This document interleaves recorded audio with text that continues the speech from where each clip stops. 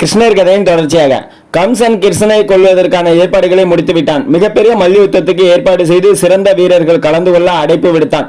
மல்யுத்த போட்டிக்கான களம் தயாராகிவிட்டது. மதுராபுரியின் பிரபல மல்யுத்த வீரர்களான சானுரான், முஷ்டிகன், சாலன், தோசரன், கூரன் ஆகியோர் தயார் நிலையில் இருந்தனர். எல்லாருமே மிக பலசாலிகள். வயதிலோ வீரத்திலோ கிருஷ்ண பலராமருக்கு சற்றும் ஒத்து வராதவர்கள். அவர்கள் களத்தில் காத்திருந்த வேளையில் கம்சன் கிருஷ்ணரை கொல்ல மாற்று ஏற்பாடு ஒன்றை செய்திருந்தார். அவர் வரும் வழியில் குவாலையா பீடா என்ற யானையை கம்சன் நிறுத்தி இருந்தான். அந்த யானையை கண்டால் பிற யானைகள் ஓட்டம் எடுக்கும். அப்படிப்பட்ட சக்திமிக்க அந்த யானையை கிருஷ்ண பலராமர் வரும் வழியில் வேண்டுமென்றே மறைத்து நிறுத்தி இருந்தான் அதன் பாகன். கிருஷ்ணர் யானையை ஒதுக்கி நிறுத்தும்படி பாகனிடம் சொல்லவே அவன் கண்டுகொள்ளவில்லை. பாகனின் நோக்கம் கிருஷ்ணருக்கும் புரிந்துவிட்டது என்றாலும் முறையாக அவனிடம் சொல்லி பார்த்தார். அவன் முடியாது என வம்பு செய்யவே கோபம் அடைந்த கிருஷ்ணர் யானையை மிக லாவகமாக தாண்டி செல்ல அவர்களை பிடிக்கும்படி யானையை பாகன் ஏவினான். யானை தும்பிக்கையை அவர்களை நோக்கி நீட்ட கிருஷ்ணர் யானையை ஓங்கி குத்தினார். அவரது பலம் தாங்காத யானை சுருண்டது. அதன் வாளை பிடித்து தரதரவென இழுத்தார். பாகன் நிலை தடுமாறி கீழே விழுந்தான். யானை பிளிரை துடித்தது, உயிர் விட்டது. பாகனை ஒரே அடியில் வீழ்த்திய மாயகிருஷ்ணன் வெற்றி வீரனாக மல்யுத்த களத்துக்குள் புகுந்தார்.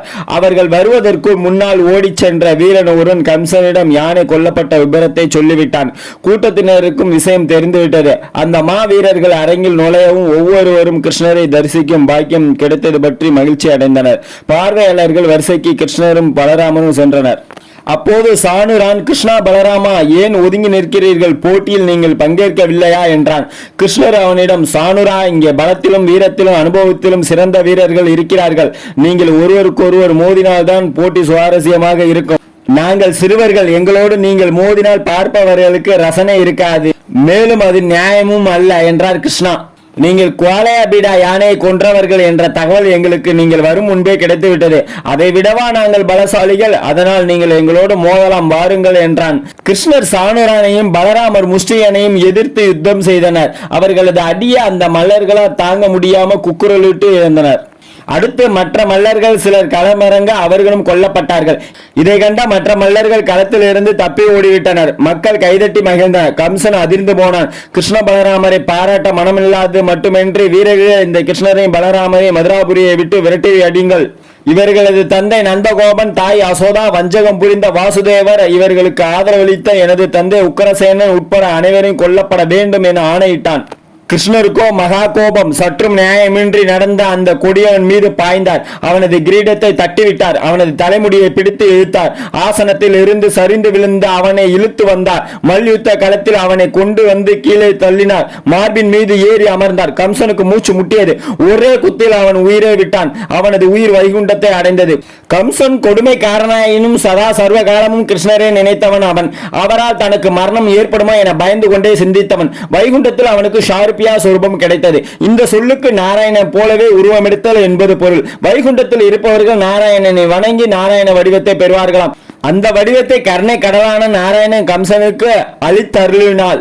கீதையில் தத் பாவ பாவித்து என்று சொல்லப்பட்டுள்ளது. ஒருவன் பூமியில் இருக்கும் போது என்ன நினைக்கிறானோ அதற்கேற்ற மறுபிறவியை அடைகிறான். கம்சன் பயத்தின் காரணமாக கிருஷ்ணரை நினைத்தாலும் அவரையே நினைத்து கொண்டிருந்ததால் இந்த உயரிய நிலையை அடைய முடிந்தது.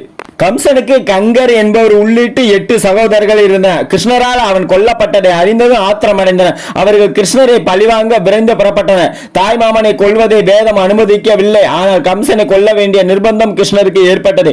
ஏனெனில் கம்சனை கிருஷ்ணரை தவிர வேறு யாராலும் கொல்ல முடியாது என்பது அசாரீரி வாக்கு. அதன் காரணமாக பகவான் இங்கே வேதத்தின் கட்டளையை மீற வேண்டியதாயிற்று.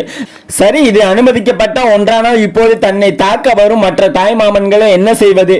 கிருஷ்ணர் கதையின் தொடர்ச்சியாக அடுத்த பகுதியை அடுத்த வீடியோல நம்ம பார்க்கலாம். அது மட்டும் இல்லாம நம்ம வீடியோல நிறைய நல்ல விஷயங்கள் சொல்லியிருக்கோம்.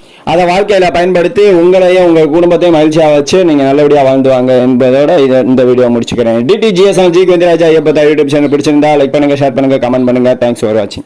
கிருஷ்ணர் கதையில இதுக்கு முன்னாடி உள்ள பகுதியில் ஏதாவது பார்க்கணும்னா நீங்க DTGS கோவிந்தராஜா யூடியூப் சேனல்ல போய் பாருங்க. உண்மையிலே அற்புதமா இருக்கும். ஒவ்வொரு இதுலயும் 1000 பிக்சர்ஸ்க்கு மிகாம நம்ம போட்டிருக்கோம். நீங்க பார்க்க இன்ட்ரெஸ்டா இருக்கும். அதை பார்த்து நீங்க வாழ்க்கையில பயனடைவீங்க. உங்களுக்கு பிடிச்சவங்களுக்கு அனுப்பி அவங்களையும் பயனடைவீங்க.